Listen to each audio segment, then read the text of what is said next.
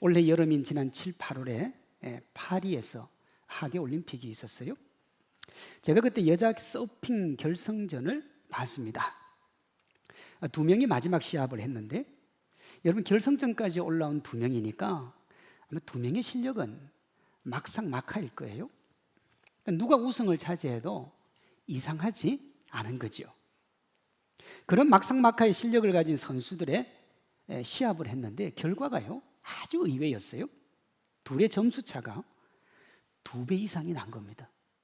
실력도 비슷하고 다 비슷한데 점수 차이가 2배 이상이 난 거예요. 이 차이를 만든 게 뭐냐 그러면 파도의 타이밍을 누가 잡았는가 하는 거예요. 서핑은 파도를 타는 경기입니다.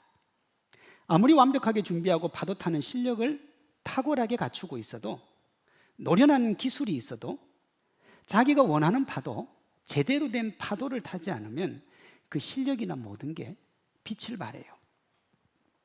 그래서 둘이 가장 심혈을 기울이며 기다리는 게 뭐였느냐? 파도요. 내 실력과 내가 가진 기술을 온전히 발휘할 수 있는 파도를 기다리더라고요. 여러분, 좋은 파도가 오지 않으면 4년의 노력이 숲으로 돌아가는 거예요. 자기가 서핑할 때 좋은 파도를 만나야 자기가 원하는 실력을 발휘할 수 있는 겁니다. 지금 사진을 하나 보시면 이런 파도 가지고는 어림도 없어요. 자기가 준비한 실력을 발휘할 수가 없다고요. 우리가 볼 때는 저 파도도 대단한 것 같은데 저 정도 파도 가지고는 우승할 수가 없어요. 이번에 남자 우승자 바스트가 탄 파도, 이 파도예요. 이게 이제 이 선수가 결승전 파도를 타고 자기가 우승한 걸 알고 저렇게 기뻐하는 거예요. 뒤에 한번 파도를 보세요. 저 정도 파도는 돼야 역사에 남을 기록을 남기는 겁니다. 파도를 잘 타야 되는 거죠. 제가 말하고자 하는 것은 때의 중요성입니다. 때. 어떤 때를 잘 만나서 그 때를 나의 것으로 만드는 것이 얼마나 중요한가. 인류 최대의 지혜자로 어떤 상황을 만나도 헤쳐나갈 것 같은 솔로몬, 때가 그렇게 중요하지 않을 것 같은 사람, 모든 걸 다 갖추고 있으니까요. 그 솔로몬이요, 때의 중요성을 엄청나게 강조를 합니다. 전도서 9장 11절에 이렇게 얘기를 해요. 내가 헤아려서 보니 빠른 경주자라고 선착하는 것이 아니고 용사라고 전쟁에 승리하는 것이 아니며 지혜자라고 음식물을 얻는 것도 아니고 명철자라고 재물을 얻는 것도 아니고 지식인이라고 은총을 얻는 게 아닌데 왜 이런 일이 일어나는가? 끝에요, 시기와 기회가 있기 때문에. 뭐가 있기 때문에요? 얻을 때가 있다는 거예요. 때가 아무리 얻고 싶어도 그 때를 타지 못하면 그걸 내 것으로 만들 수가 없다는 거예요. 물론 여러분, 솔로몬이 말한 이면에 전제가 있습니다. 때를 만났을 때 자기 것으로 만들 뭐는 돼 있어야 돼요? 준비는 돼 있어야 되는 거예요. 빠른 경주자가 아니면 좋은 때를 만나도 선착을 못해요. 용사로 준비되어 있지 않으면 누가 봐도 승리할 전쟁에서 진다는 거예요. 그러나 준비와 실력이 다가 아니라고 또 얘기를 하는 거예요. 그러니까 준비와 실력이 중요하지만 그 위에 뭐가 있어야 된다고요? 때를 잘 만나야 돼요. 때를 잘 만나야 돼요. 감사한 것은 마지막 말입니다. 시기와 기회는 그들 모두에게 임한다. 그렇게 얘기를 해요. 하나님이 이 땅을 살아가는 모든 인생에게 뭘 주신다는 거예요? 기회라는 걸 주신다는 거예요. 기회요. 세상 사람들도 그렇게 얘기하잖아요. 인생을 살아가면서 자기에게 몇 번의 기회는 반드시 온다고. 이 얘기를 한 사람이 일본의 경영 컨설턴트인 간다 마사노리라고 하는 사람인데요. 이 사람이 이 주제로 책을 적었는데 책 제목이 이렇습니다. 누구에게나 3번의 기회는 있다. 이 사람이 경영 컨설팅을 한번 해보니까 인생을 살아가면서 기회가 오지 않는 사람은 있다는 거예요, 없다는 거예요? 다 있다는 거예요. 누구에게나 기회는 오더라는 거예요. 그런데요, 그 기회가 기회인지 모르고 놓치는 사람이 있고, 어떤 사람은 기회인 줄 알기는 아는데 뭐가 안 돼요? 그걸 잡을 만한 준비가 안 돼 있는 거예요. 그래서 놓치는 경우가 있더라 하는 겁니다. 어쨌든 인생을 살아가면서 하나님께서 우리에게 뭘 주신다는 거예요? 기회를 주신다는 거예요.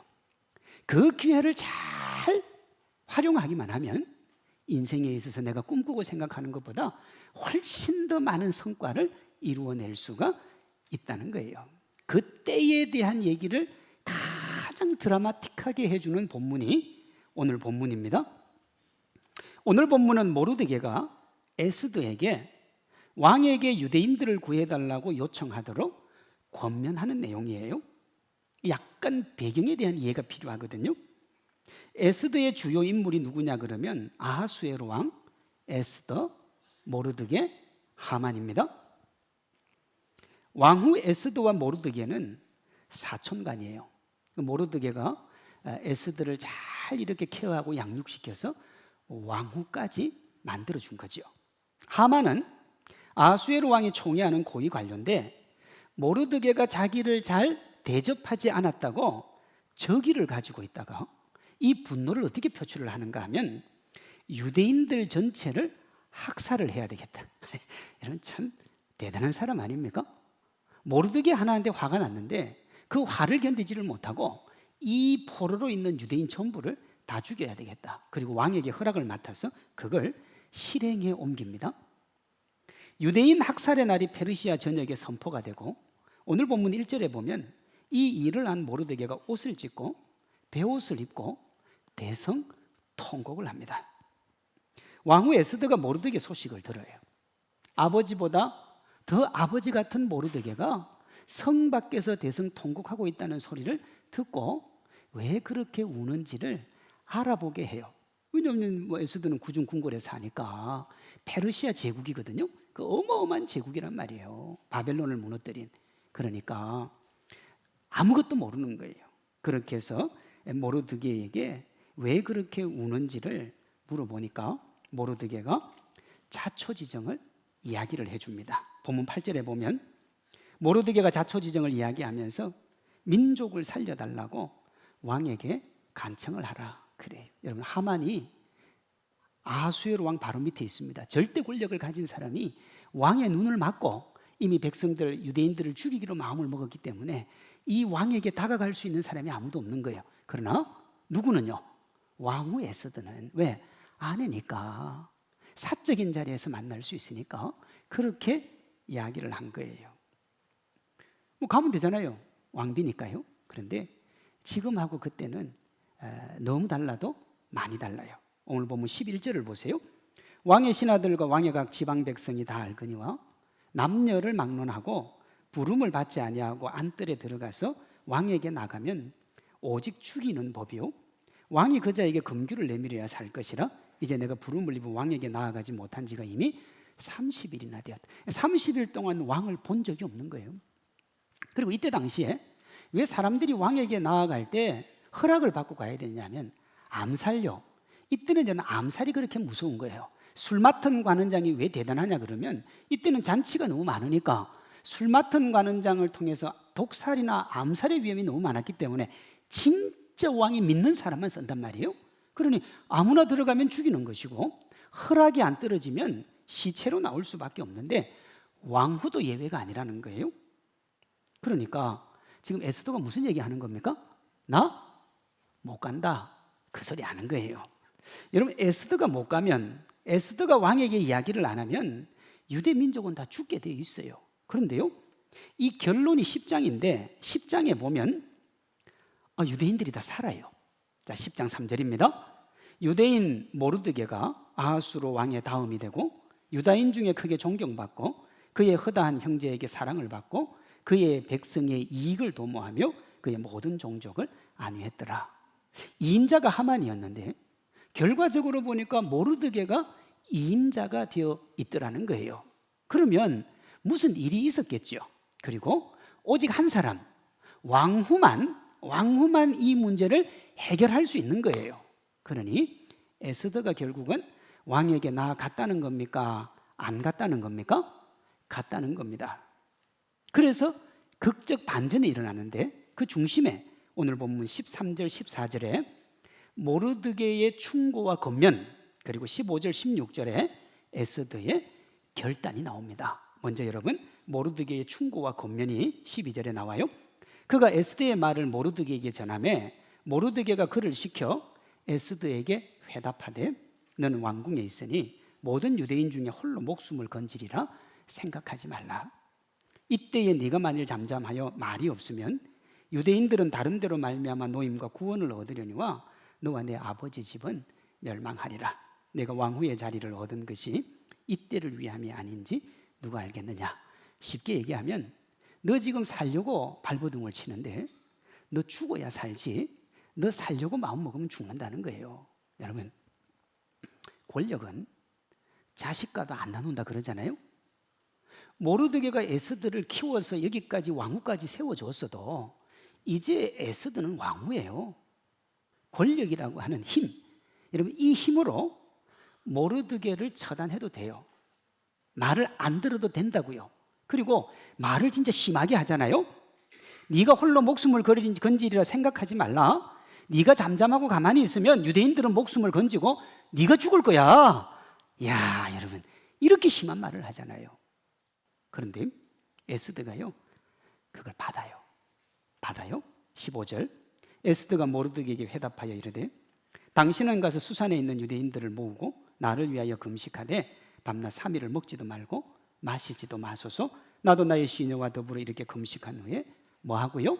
규례를 어기고 왕에게 나아가리니 죽으면 죽으리이다. 그렇게 얘기한다고요. 결단을 해요. 모르드게의 말처럼 나를 왕후의 자리를 세운 것이 내가 죽을 자리를 나아가라고 주신 자리인 것으로 받아들이는 거예요. 오늘 우리가 주의 깊게 살펴볼 것이 두 가지인데, 하나는 모르드게의 말입니다. 죽으면 죽으리라는 에스더의 결단을 이끌어낸 모르드게의 네가 왕후의 자리를 얻은 것이 이때를 위함이 아닌지 누가 알겠는가 하는 이 말이요. 제가 앞에서 우리의 삶에서 가장 중요한 게 뭐라고 그랬냐?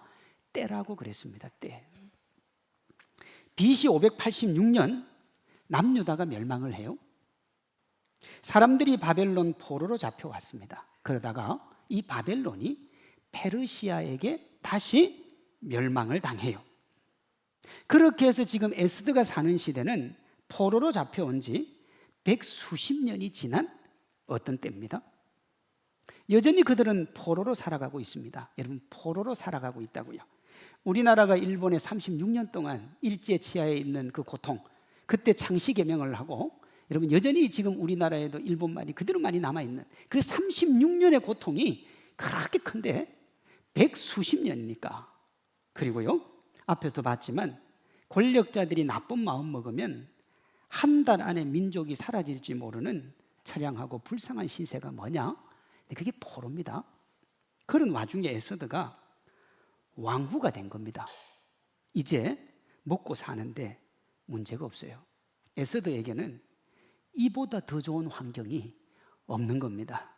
그리고 자기 정체성을 숨기고 몇 세대만 이 페르시아 사람들하고 결혼하면 자기 자녀들도 페르시아 사람하고 똑같이 생겨가지고 자자손손 문제나 염려거리가 없어요.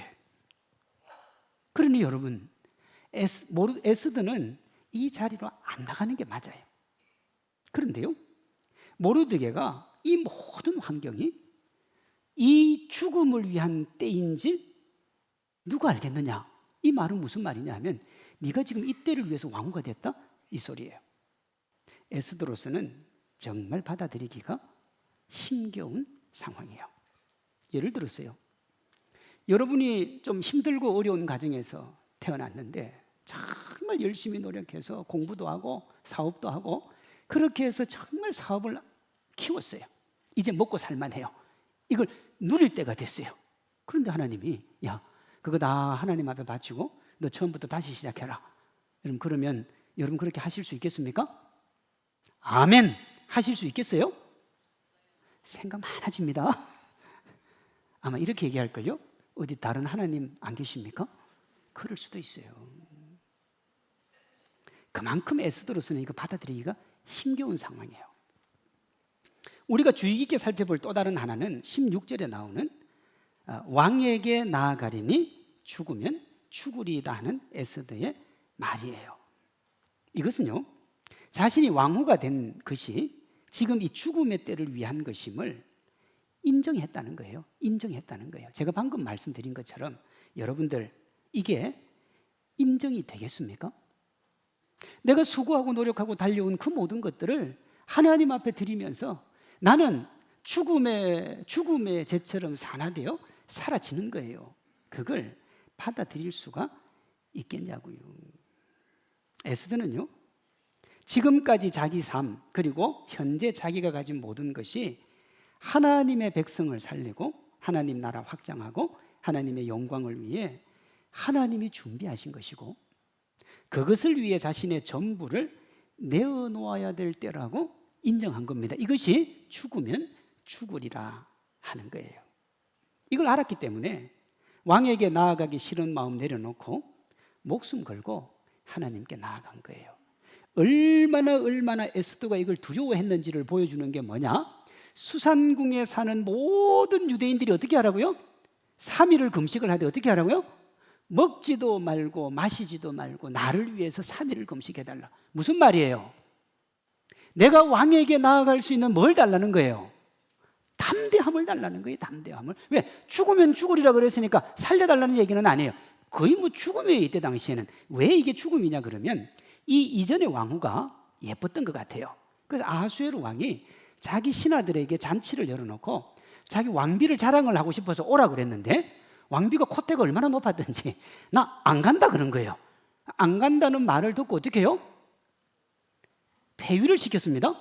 근데 왕이 폐위시킨 것도 아니에요. 신하들이 뭐라고 그랬냐면 저 왕후가 저렇게 버팅기고 저렇게 해서 폐위를 안 당하면 이 나라에 있는 모든 여자들이 저렇게 할 거니까 본보기를 위해서라도 폐위를 시키라 그래. 그래서 폐위가 된 거예요. 그러면 여러분 보세요. 에스더가 그 다음에 왕후가 됐는데 자기가 들어가면 어떻게 됩니까? 본보기를 위해서라도 죽여야 되는 거예요. 에스더가 그것을 알고 있었다고요. 그런데도 여러분 목숨 걸고 나아갔어요. 우리가 걸어가야 될 믿음의 길, 신앙의 길, 우리가 하나님 앞에 드려야 될 신앙의 결단이 이런 겁니다.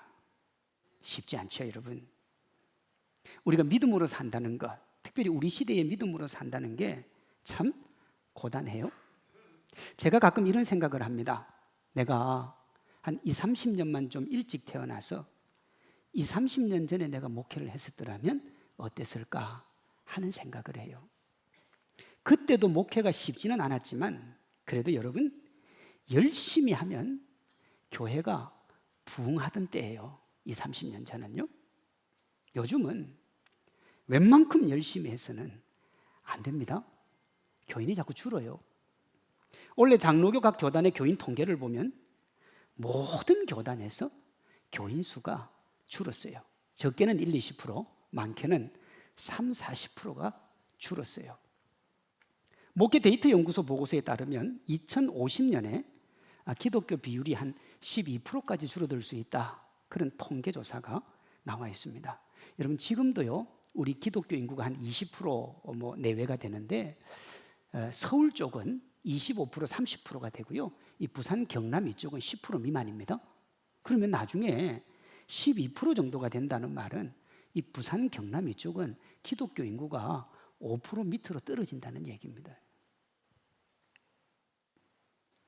그러니까 이제는 부흥하냐 이게 아니고 교회 존립을 염려해야 된다. 여러분 그렇게까지 이야기를 해요. 이러다 보니까 요즘 교인들과 교회는 해도 안 된다는 패배주의의 늪에 빠져 있어요. 해도 안 된다는 거예요. 교인이 나가는 게 당연한 거예요. 원래 그렇다는 거예요. 사람이 없었어요.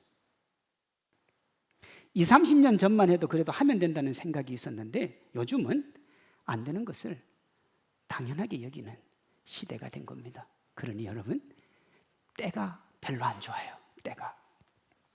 저는 이런 현실에서 이번 중직 선거를 준비하면서 이런 마음이 들었어요. 하나님이 지금부터 78년 전인 1947년에 우리 교회를 설립하신 이유가 지금 이때를 위함이 아닌지 누가 알겠는가? 제 마음에 그런 마음이 생각이 들었어요. 왜냐하면 여러분, 우리 교회가 대단한 교회입니다. 우리나라에서 제일 신학적으로 멋지고 모든 보수교단으로부터 존경을 받는 사람이 누구냐 그러면 우리 한국 신학계에서 박윤선 박사님입니다. 박윤선 박사님. 그분이 어느 교회에 있었다 그러면 그 교회는 기똥차게 멋진 교회예요. 그런데 박윤선 박사님이 우리 강단에 2년을 있었습니다. 2년을. 대단한 교회예요. 그런데 제 생각에요, 그 대단함에 비해서 지난 78년 동안 우리 교회가 그 대단함을 누리지 못했다 하는 게 제 생각이에요. 그 정도 대단한 사람이 있었으면 한 시대 앞에 정말 한 시대를 이끌어가는 그런 교회가 될 수도 있는 거예요. 그런데 저는 78년 동안 우리 교회가 그걸 누리지 못한 거 아니냐. 그 이제 골든타임은 한 20몇 년 남았는데 그게 이제 제가 목회할 때.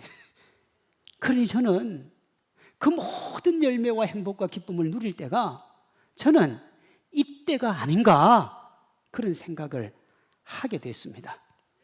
모르드게가 에스더에게 한 말, 네가 왕후의 자리를 얻은 것이 이때를 위함이 아닌지 누가 알겠나. 제가 잘나서도 아니고 제가 멋져서도 아니고 우리 이전에 믿음의 생활을 하며 이 교회를 이끌어갔던 하나님의 사람들이 뿌려놓은 눈물이 있고요, 그분들의 헌신이 있고 그분들의 희생이 있는 겁니다. 하나님은 그 희생과 헌신을 반드시 사용을 하시는데 때가 얼마 안 남았거든요. 그러니 지금 우리가 모르드게처럼 에스더처럼 믿음으로 살고 믿음으로 도전하고 우리를 쳐서 복종시키고 하나님의 기쁨을 향해 달려가면 하나님께서 우리에게 은혜와 기쁨, 축복, 우리가 이 시대를 이끌어가는 거룩한 교회가 되게 해 주실 줄로 믿습니다. 물론 여러분, 제가 허물을 켤 수도 있어요. 야, 지금 목사님 뭐 자기 때 목회하니까 그런 생각 없는 사람 누가 있겠냐마는. 그런데요, 제가 방금 얘기한 것처럼 우리 교회의 시작이 한 시대 앞에 거룩하게 하나님의 나라를 세우는 것이었기 때문에 전혀 얼토당토 않는 얘기는 아니에요. 1947년 일본 침략 시절에 한국교회가 일본의 온갖 신들을 모신 신사에 절한 신사참배 문제를 덮고 가자는 분위기였어요. 광복을 하고요. 왜냐? 그때는 뭐 합동, 고신, 뭐 통합 이런 게 없고 장로교는 하나밖에 없었는데 그 장로교 교단에서 결정해서 신사참배를 가결을 했기 때문에 그냥 덮고 가자 이거예요. 누구도 신사에 절하지 않은 교회가 없는데 그걸 왜 문제 삼느냐 이거예요. 여기에 결연히 맞서 세워진 교회가 성산교회예요. 교회가 세워질 때 우리 교회는 시류에 편성하지 않았어요. 시대와 타협하지 않았습니다. 오직 우리는 믿음의 길을 가겠다고 세워진 교회가 성산교회예요. 저는 우리 전 성도가 78년 전의 마음으로 우리 시대 가운데 팽배한 이 패배주의와 개인주의를 믿음으로 뛰어넘어 하나님의 영광을 위해 한 마음 한 사랑 한 뜻으로 하나가 되어 나아가면 하나님이 우리 교회를 들어 사용하시리라 믿습니다. 제가 앞에서 때에 관해서 말씀을 드렸잖아요.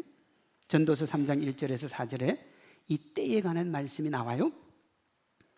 범사의 기한이 있고 천하만사가 다 때가 있나니 날 때가 있고 죽을 때가 있으며 심을 때가 있고 심은 것을 뽑을 때가 있으며 죽일 때가 있고 치료할 때가 있으며 헐 때가 있고 세울 때가 있으며 울 때가 있고 웃을 때가 있으며 슬퍼할 때가 있고 춤출 때가 있으며. 그럼 정말 열심히 노력하고 수고하고 달려가도 안 될 때가 있고요, 조금 노력했는데 될 때가 있어요. 방금 말씀처럼 보세요. 여러분, 씨를 뿌릴 때 추수하겠다고 낯들고 나아가면 아무리 수고하고 노력해도 열매는 없어요. 열매는 없어요. 심을 때는 심어야 되고 거둘 때는 거둬야 되는 겁니다. 하나님이 우리 성산교회를 쓰실 때가 있는데 78년 전에 준비하시고 오늘 시대를 깨우고 이끄는 역사적 소임을 우리의 때에 이루어 주실지 누가 알겠습니까? 하나님이 어떤 계획과 역사를 가지고 우리와 함께 할지 여러분 어떻게 알겠습니까? 하나님이 이스라엘의 출애굽을 위해서 80년 전에 준비하잖아요. 모세를. 그렇잖아요? 그렇게 80년을 준비시킨 겁니다.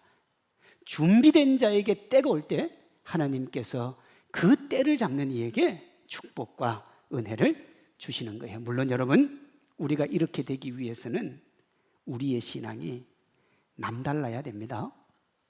그저 뭐 아무것도 안 하면서 그저 하나님께서 주시겠지, 그건 안 돼요. 왜냐하면 여러분, 에스더를 보세요. 에스더는 말입니다, 목숨을 걸었어요. 그렇죠? 자기 생명을 걸었다고요. 그는 하나님께 모든 것을 맡기고 죽음의 골짜기로 들어갔어요. 욥의 고백처럼 사방이 막혀 죽을 것 같은 사망의 골짜기로 들어갔다고요. 성경을 보시면요, 이렇게 하나님께 모든 것을 맡기고 진실로 자기가 죽으면 죽으리라는 모든 것을 던지고 죽음의 골짜기로 들어가서 죽은 사람은 아무도 없어요. 희한하죠? 모든 것을 던지고 하나님 앞에 나아가서 죽음의 골짜기로 걸어갔던 사람들은 다 살아나옵니다. 가장 대표적인 게 누굽니까? 사드락, 메삭, 아벳느고예요. 또 누구예요? 다니엘이요. 죽음의 사자굴에 들어갔는데 살아나와요. 죽음의 풀무불 속에 들어가서 살아나와요. 또 한 사람, 다윗이요. 다윗도 여러분 고단하고 지치고 피곤한 인생길 하나님 앞에 다 맡기면서 살아갔어요. 그리고 다윗이 인생의 끝에 자기 인생을 붙들어 주신 그 하나님을 시편 23편에서 이렇게 고백을 해요. 여호와는 나의 목자시니 내게 부족함이 없으리로다. 내가 사망의 음침한 골짜기로 다닐지라도 해를 두려워하지 않을 것은 주께서 나와 함께 하심이라. 주의 지팡이와 막대기가 나를 안위하시나이다.